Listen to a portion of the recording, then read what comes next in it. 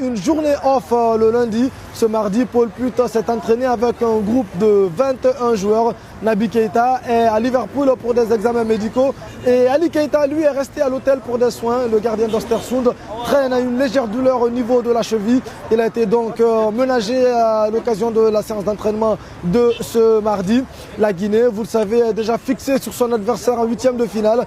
Et ça sera l'Algérie pour le style national de Guinée. Un match qui se jouera ce dimanche 7 juillet à partir de 19h heure locale, 17h temps universel. Simon Falette et Fodé Koïta ont accepté de se prononcer sur l'adversaire de la Guinée en huitième de finale. Je pense qu'il n'y a pas de petite équipe en Afrique, il y a toujours des favoris. Après voilà, ça serait que sur le terrain, ça va être un match très difficile. C'est une bonne équipe avec des joueurs qui sont très costauds. Maintenant voilà, c'est notre tirage, c'est notre destin. À nous de travailler, d'être prêts pour dimanche. Voilà, il y aura du niveau. Maintenant, comme j'ai dit, c'est à nous de répondre présent. C'est une bonne équipe, ça va jouer. Donc voilà, il va falloir qu'on soit prêt pour les affronter. Et comme je l'ai dit, voilà, il va falloir jouer pour le peuple, mouiller le maillot et faire ça bien.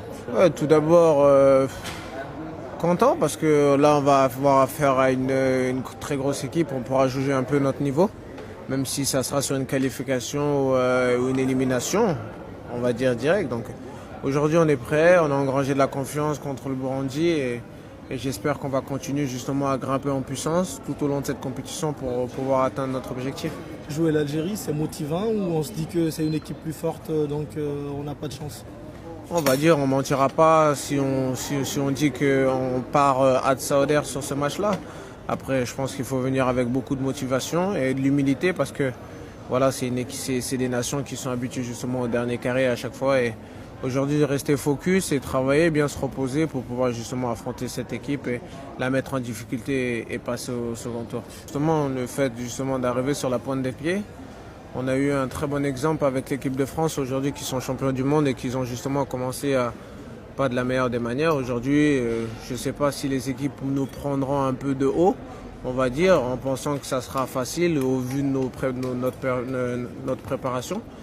Mais à nous de rester concentrés, à nous de bien travailler, de surtout bien se reposer mentalement et physiquement pour arriver frais et justement se préparer pour une toute autre compétition. La Guinée poursuivra sa préparation de ce huitième de finale ce mercredi avec une séance à huis clos prévue à partir de 17h heure locale.